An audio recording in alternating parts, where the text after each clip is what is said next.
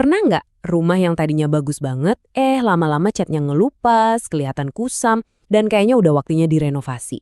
Nah ternyata sistem digital, aplikasi, dan software yang kita pakai tiap hari itu nasibnya sama persis. Jadi di pembahasan kali ini kita bakal bongkar tuntas siklus hidup sistem digital. Mulai dari dibangun, dipakai, sampai akhirnya ya harus di-upgrade lagi. Oke, ini dia gambaran besar pembahasan kita. Pertama, kita cari tahu dulu kenapa sistem bisa jadi usang. Terus, kita lihat solusinya, yaitu siklus pembaruan yang nggak ada hentinya. Abis itu, kita bedah aturan main dalam membangun sistem, lihat pendekatan apa aja yang bisa dipakai, dan yang paling penting, kita intip hasil akhirnya. Apa sih untungnya semua ini? Yuk, kita mulai dari bagian pertama. Kenapa sih sistem yang tadinya keren banget bisa jadi usang? Ini nih, kerusakan yang nggak bisa dihindari. Pasti pernah kan ngerasain aplikasi favorit tiba-tiba jadi lemot? Atau fiturnya kok kayaknya ketinggalan zaman? Dulu suka banget pakainya, sekarang jadi males. Nah, itu semua tuh bukan kebetulan, ada sebabnya. Sama kayak barang fisik, sistem digital itu juga bisa menua dan aus. Tanda-tandanya tuh jelas banget. Pengguna jadi makin sering komplain.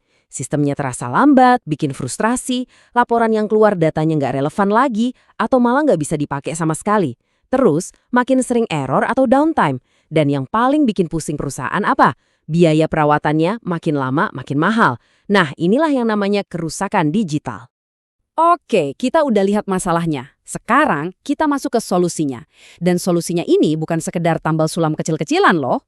Ini adalah sebuah disiplin profesional yang punya nama pengembangan sistem. Nah, ini definisi formalnya menurut Witten Bentley. Kalau dibaca, intinya gini. Ini bukan cuma soal coding, ini tuh satu set lengkap, ada aktivitasnya, metodenya, toolsnya, yang dipakai semua pihak buat mengembangkan dan, yang penting, terus-menerus meningkatkan sistem. Jadi kuncinya di kata terus-menerus. Coba deh lihat gambar ini. Ini inti dari semua pembahasan kita. Membangun sistem itu ternyata cuma langkah awal. Ini adalah sebuah siklus, sebuah putaran yang nggak pernah berhenti. Sistem dibuat, terus dipakai dan dirawat, lama-lama usang, dan ya harus dibangun lagi dari awal. Gitu terus. Biar lebih jelas, siklus tadi bisa kita pecah jadi dua fase besar. Fase pertama, proses pengembangan.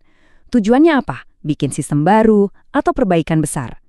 Fase kedua, operasi dan pemeliharaan. Fokusnya beda, bukan bikin yang baru, tapi ngejaga sistem yang sekarang biar tetap jalan lancar. Yang satu fokus ke menciptakan, yang satu lagi ke merawat, dan siklus ini muter terus. Oke, kita udah paham apanya pengembangan sistem. Sekarang kita masuk ke gimananya. Gimana caranya biar sukses? Ternyata ada cetak birunya, ada prinsip-prinsip dasar yang jadi kunci keberhasilan. Dan ini penting banget. Aturan-aturan ini bukan sekedar saran basa-basi. Ini adalah panduan wajib buat menghindari kegagalan. Kalau prinsip ini diabaikan, ya jangan kaget kalau proyeknya berantakan di tengah jalan. Nah, dari semua aturan yang ada 3 prinsip yang paling fundamental di era modern ini. Nomor 1, libatkan pengguna. Wajib. Kenapa? Karena percuma bikin sistem canggih kalau yang pakai nanti malah kesusahan. Itu namanya gagal. Kedua, pakai pendekatan pemecahan masalah. Jadi jangan cuma mikir, kita bikin fitur A, B, C. Tapi tanyain dulu, masalah apa sih yang mau kita selesaikan? Cari akarnya dulu. Dan yang ketiga, ini mungkin yang paling penting sekarang. Rancang sistem untuk bisa bertumbuh dan berubah. Ingat, di dunia digital satu-satunya yang pasti adalah perubahan. Sistem yang kaku pasti cepat mati. Nah, ternyata membangun sistem itu nggak ada satu resep paten yang cocok buat semua. Ada banyak alat atau pendekatan yang bisa dipilih. Di bagian ini kita akan lihat beberapa pilihan strategisnya. Di sini kita bisa lihat ada 2 kubu. Yang pertama, pendekatan klasik. Ini cara lama. Kaku, ngikutin tahap demi tahap, tapi seringkali kurang alat bantu modern. Resikonya, wah perawatannya bisa mahal banget dan gampang error. Nah, sebagai lawannya, ada pendekatan terstruktur. Ini lebih modern. Dia pakai cetak biru kayak diagram alir data. Tujuannya apa? Biar semuanya jelas dari awal, terstruktur rapi, jadi sistemnya gampang dipahami dan dikembangkan nanti. Selain itu, ada juga 2 cara pandang yang beda banget. Ada yang namanya top-down atau dari atas ke bawah. Ini mikirnya dari gambaran besar dulu. Apa sih tujuan strategis perusahaan? Info apa yang bos-bos butuhkan? Baru turun ke detail data. Kebalikannya adalah bottom up, dari bawah ke atas. Ini mulainya dari data mentah di lapangan. transaksi harian apa aja yang ada, data apa yang kita kumpulin. Dari situ baru dibangun ke atas jadi informasi yang berguna. Dua-duanya benar kok, tergantung proyeknya butuh yang mana. Oke, kita udah bahas masalahnya, solusinya, sampai cara-caranya. Sekarang bagian yang paling penting. So what? Buat apa sih repot-repot ngelakuin ini semua? Apa hasil akhirnya?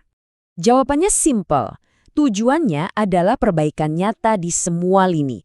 Bukan cuma soal keren-kerenan teknologi, tapi soal memberikan dampak positif yang bisa diukur. Jadi, perbaikan nyata itu kayak gimana? Nah, ada kerangka keren namanya PCIS yang bisa jadi patokan. P untuk performance, sistemnya jadi lebih cepat, lebih efektif. I untuk informasi, data yang didapat lebih berkualitas, lebih relevan.